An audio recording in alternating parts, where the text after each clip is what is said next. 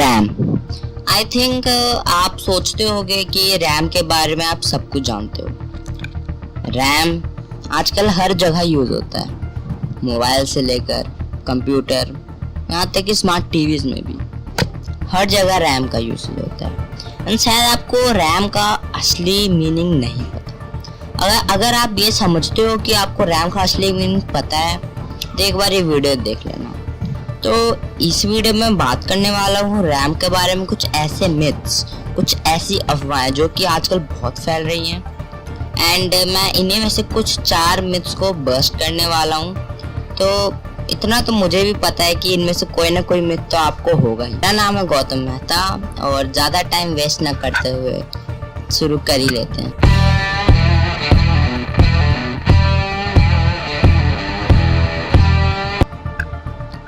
देखो, कुछ भी जानने से पहले, रैम के बारे में मिथ्स जानने से पहले आप ये जान लो कि रैम क्या है। रैम असल में एक ऐसी चीज़ है जो कि डाटा को एक्सेस करती है। और ये सेम टू सेम वैसा है जैसे आपका हार्ड डिस्क या फिर आपका जो स्टोरेज डिस्क है वैसा ही है। लेकिन स्टोरेज डिस्क है वो एक लॉन्ग टर्म मेमोरी में डाटा स्टोर करता है। देखो, रैम भी एक मेमोरी है बट ये रैंडम एक्सेस मेमोरी है।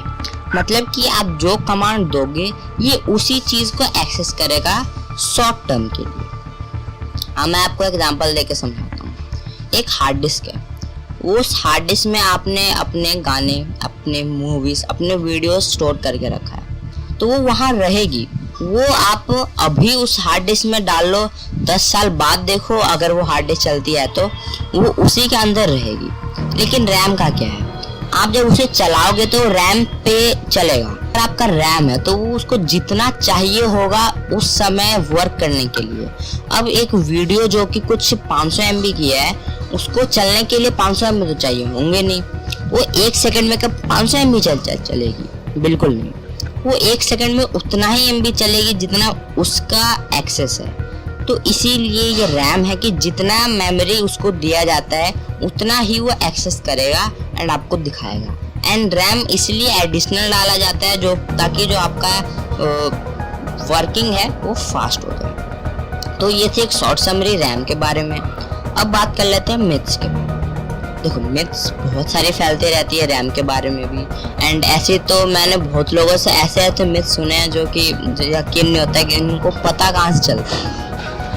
मिथ नंबर 1, मेरा रैम कोई फुल नहीं होता, यानी कि मुझे नए रैम की कोई ज़रूरत नहीं। देखो, आपने अगर कभी कंप्यूटर यूज़ किया होगा, आई एम श्योर बहुत लोगों ने किया होगा, तो उनमें ना आदत रहती है, जो कंप्यूटर से ज़्यादा फैमिलियर है उनको में आदत रहती है कि कोई भी वो एक गेम डाउनलोड करते हैं, कोई भी एप्लीकेशन डाउनलोड करते हैं, तो वो देखते हैं कि कितना मेमोरी ले रही है। लाइक मैंने एक एप्लीकेशन डाउनलोड किया, कोई भी गेम मान लो, तो मैं उस गेम को रन करूँगा एंड मैं जाके अपने टास्क मैनेजर में देखूँगा कि कितना मेमोरी ले रही है। वहाँ मैं देखता हूँ कि मेरे पास 4 GB का रैम है एंड वो एक्सेस कर रही है सिर्फ 800 MB। मैं सोचा यार ये तो 2 GB में भी चल जाना चाहिए। ये फिर अगर 800 MB लेना है तो 2 GB में भी चल जाना चाहिए। ये 4 GB का मिनिमम सिस्टम रिक्वायरमेंट क्यों बता रहा था फिर? तो ऐसे आपको लगता है कि मेरा रैम कहीं फुल होता ही नहीं है, मतलब कि मुझे एक नए रैम की ज़रूरत ही नहीं है।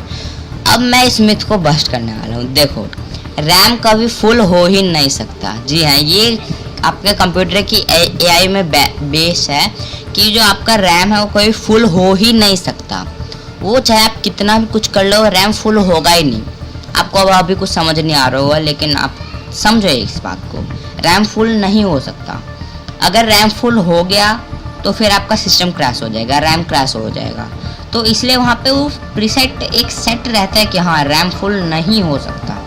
ये कैसे होता है? देखो, कोई भी एक गेम है, मान लो हम फ्री फायर को ले लेते हैं, वो कितने MB का गेम है? 500 MB का। उसके सारे एसेट्स सब डाउनलोड करके कुछ 1.5 GB का हो जाता है, मेरे हिसाब से 1.2 GB तक का रहता है। लेकिन उसे चलने के लिए 2 GB रैम चाहिए होता है। कंप्यूटर में वो 4 GB रैम चाहिए होता है। चलो अभी मोबाइल का लेके चलते हैं, तो 2 GB रैम है, उसमें से वो मुझे नहीं लगता है कि 2 GB रैम एक्सेस करती होगी। वो 800 MB 900 MB एक्सेस करती है। अब 800 MB 900 MB एक्सेस करना है तो वो तो 1 GB में भी आराम से चल जाना चाहिए, जैसे 2 GB में चल रहा है। नहीं, देखो कोई भी एप्लीकेशन इस बेस पे नहीं चलती कि वो कितना रैम लेगी। मतलब कि वो उसको अगर चलना है तो वो सिर्फ 800 MB रैम नहीं लेगी, वो लेगी परसेंटेज ऑफ रैम। अब 2 GB का 800 MB कितना परसेंट हुआ? आई थिंक 40% हुआ। मतलब कि एक रैम के लिए 2 GB रैम के लिए जो फ्री फायर है वो 40% डाटा एक्सेस करेगी उस रैम का। मतलब कि जो आपका रैम है वो आपके फ्री फायर को ओनली एंड ओनली 800 MB देगा। अब वो 800 MB ही लेगी क्योंकि उससे ज़्यादा नहीं ले सकती। अगर उससे ज़्यादा वो लेने के लिए प्रोग्राम ही नहीं है तो कुछ भी कर लो, उससे ज़्यादा नहीं लेगी। लेकिन अगर हम इसी चीज़ को 4 GB रैम में करें तो 4 GB का ही 80% यूज़ करेगी। मतलब 4 GB रैम में 1.6 GB एक्सेस करेगी। अब मुझे एक बात बताओ, वो 800 MB लेकर ज़्यादा फास्ट चलेगा या 1.6 GB लेकर ज़्यादा फास्ट चलेगा? ऑब्वियसली भाई 1.6 GB लेकर ज़्यादा फास्ट चलेगा। तो जो रैम है वो इस बेस पे काम नहीं करती कि वो कितना MB लेगी, इस बेस पे काम करते हैं कितना परसेंटेज ऑफ MB लेगी, आपके रैम का कितना परसेंट लेगी। और अगर कोई गेम ऐसा है जो कि आपका जितना परसेंटेज है उस पर कैपेबल ही नहीं है, मान लो आपके पास 2 GB रैम है और आपको GTA 5 चलाना है। अब GTA 5 चलने के लिए कम से कम उसको 6 GB मुझे लगता है चाहिए होता है एक बार कुछ एक कैलकुलेशन एक्सेस करने के लिए।